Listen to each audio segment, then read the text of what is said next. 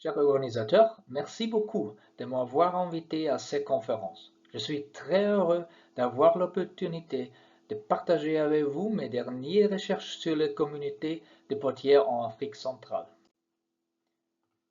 Our sole empirical source for understanding the somewhat deeper past of communities living and thriving in the equatorial forests of Central Africa are archaeological excavations.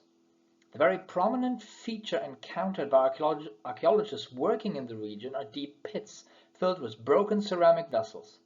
The example on the left shows a dark infill and dense packaging of pot sherds lining the wall of the pit. On the bottom you can see several complete pots that were deposited in an intentional manner inside a pit. Ceramics replaced lithic artifacts as main material remains of past communities in Central Africa during the first millennium BCE.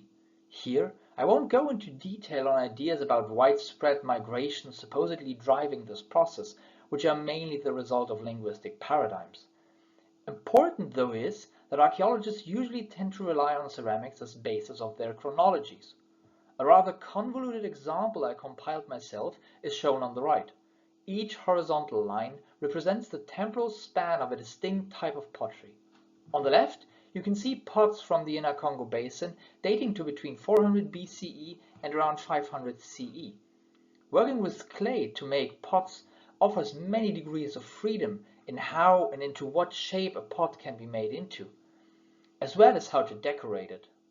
Considering a seemingly vast set of potential recipes, patterns with similar-looking vessels are interpreted as results of these pots somewhat belonging together. The first level of classification is thus to group them into pottery styles or types. It remains somewhat of an academic debate on how to best describe the history of prehistoric communities on a broader scale. In a paper published in 2021, we compiled the available data, meaning radiocarbon dates and data on pottery types, as a general proxy for human activity. Testing the empirical sum probability distribution from the radiocarbon dates against 4 hypothetical growth patterns corroborated the distinct pattern that cannot be ascribed by research biases alone. The signals from human activity between 400 BCE to around 500 CE surpasses all 4 of the tested models, the bluish bars. But around the 5th to 6th century CE, a striking setback or bust occurs in which the data all fall distinctly below the models, the red shading. This showed us that the history of potters' communities, as most of the radiocarbon dates are related to pottery finds, is not a static one, but rather dynamic. But as I said, we also looked at the pottery data themselves. The graph in the center shows the change in distribution area of similar-looking pottery through time. Please note the logarithmic y-axis. You can see that during boom phases, again in blue, pottery styles seem to be found in larger areas, while right before the bust phase in red, a distinct regionalization occurred with sizes of distribution areas shrinking. This observation led to the main research question of this paper. What are the distribution areas really showing? Here you can see the distribution area of the oldest pottery in the inner Congo Basin called Mbonga, after a village on the Momboyo River. The dots on the map are sites where this type of pottery was found, and the 3 vessels shown here illustrate the variability of pots grouped into this style. What remains an enigma until now is if these vessels were produced on a local level by multiple individual communities sharing a joint technical recipe and aesthetic, or if they were produced by maybe a single potter's community and ascribed to the sites and distributed to the site they were later found. To address this question, I needed to go deeper than the pure look of pots and try to uncover the potters producing these vessels. A key advantage for this is the circumstance that pottery production remained active at least until the 1980s and was well documented. Potters were seemingly working in a way that might not be too different from that of previous generations.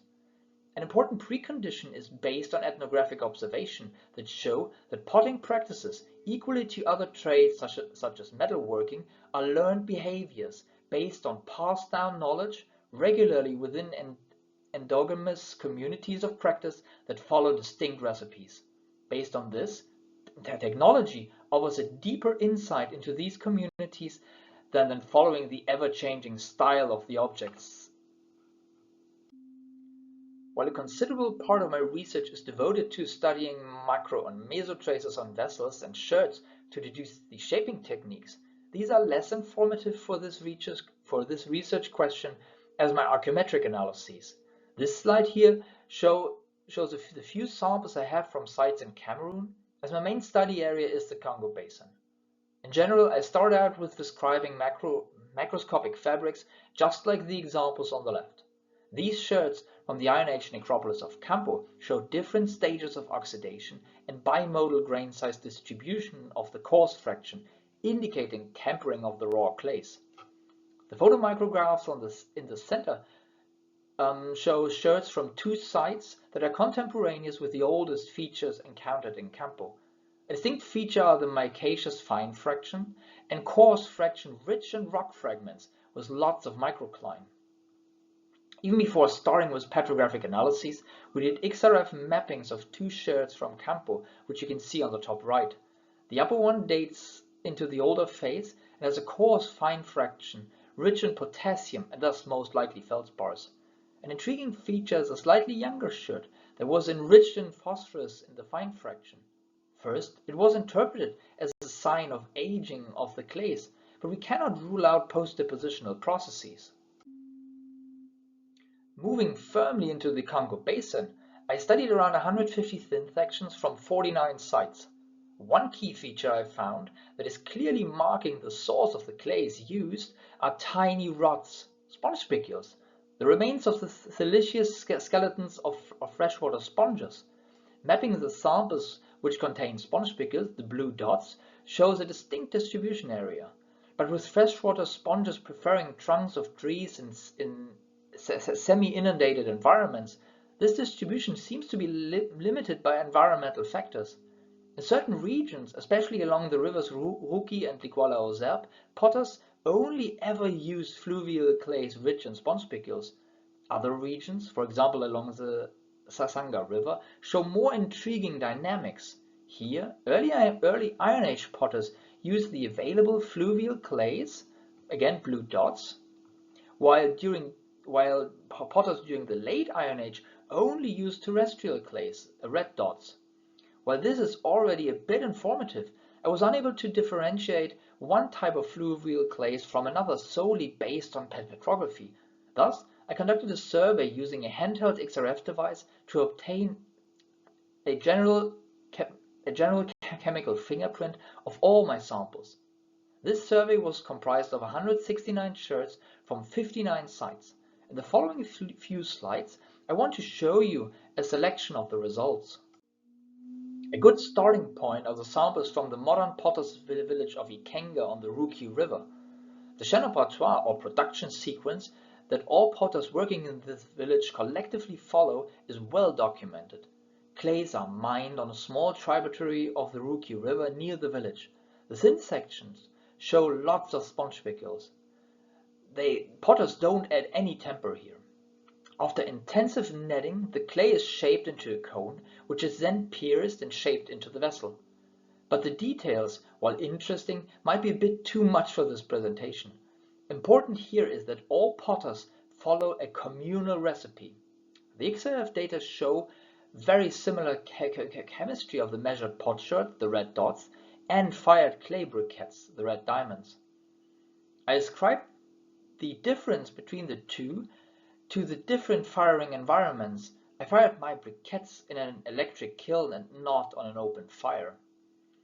I take this result as an empirical test for the assumption that pottery produced at the same site and within a community of practice should have a coherent chemical signature. The pottery from Ikenga is widely distributed, not only in the region plotted on the map here, but as far down the Congo River as Kinshasa, where it is known as poterie blanche due to its whitish colors. Subsequently, Ikenga pottery is used as baseline for how a ceramic type produced by a single community of practice and traded within a larger region should look like. Leaving the security of ethnographic or even historical data behind, I want to show you another example, now from the upper Ubangi River. Here, a distinct type of pottery that was first discovered in the 1970s showed a very well delineated distribution area. While most types show some type of fuzzy boundary with fizzling out amounts found at the edges, this type, called Motenge Boma after the site it was first found in, is either dominating the inventory of a site or it's not present at all. It was thus a natural candidate for sampling. As you can see, not only look the thin sections very much identical, but also the chemical composition seems very, very coherent. Thus for me, the Motenge Boma pottery is an example of a centralized production of ceramic vessels, in this case destined for a rather regional distribution. Very much different is the situation once we go deeper into the past. The most intriguing case is the oldest type of pottery produced in the western Congo Basin, called Pikundamunda, after the two main sites. It dates between the turn of times and around 400 CE. I've studied especially the shaping techniques of these pots a lot in the past years, and by doing that I could see that while the potters producing the characteristic wide, open-mouthed bowl, often carinated bowls, followed a shared production sequence, some aspects are different. Of importance here, though, is the clearly different chemical signature of samples from the two eponymous sites. While potters at both sites used fluvial clays rich in sponge spicules, the chemical fingerprint of the clays from both sites are distinctly different from each other. This indicated to me that while the overall recipe, archaeologically described as a chaîne opératoire, was very similar, the first pottery in the western Congo Basin was produced by at least two different potters' communities. To maintain this kind of coherent technical approach, producing stylistically coherent vessels requires deep social ties, though. Striking for the exact opposite reason are the data for the oldest pottery found in the Congo Basin in general, the mentioned Mbonga style. Dating to between 400 and 200 BCE, the study of the shaping techniques revealed similar traces and thus production sequences, although the detailed analysis is still pending. And all studied samples were produced using fluvial clays rich in sponge spicules as well. But what is remarkable is that the chemical data for the studied Mbonga samples are very coherent, except for one outlier, a sherd found in the western Congo Basin, marking the most westward fringe of this style's distribution area. This points to the exact opposite of what we saw for the Pikundamunda pottery. It seems as if the earliest pottery in the Congo Basin might go back mostly to a restricted community of potters and not as suggested local production. In consequence, the distribution area of this pottery would represent rather a trade network of a distinct potter's community. In synthesis, summing up the four examples I showed you and data from other pottery types that I left out at this stage, there's a bit of a pattern emerging. The samples from the main pottery types in the inner Congo Basin, shown in red in the graph on the right, all show very restricted chemical signatures, despite them being distributed over huge parts of the Congo Basin. On the other hand, examples such as the one I showed you for the Pikundamunda pottery, pointing towards similar looking pottery being produced in multiple villages, thus on a local level, are also present. While the research presented here opened exciting avenues, it must for sure be noted that the results shown are based on a rather preliminary set of samples. It must further be supported by novel ground data in the shape of a dense network of clay samples. But it is my strong belief that this type of research can lead the way forward to truly understand past potters' communities, and especially how and with whom knowledge was shared. For example, did apprentices stay in the village, or is there movement between communities? And with that, I thank you very much for your attention.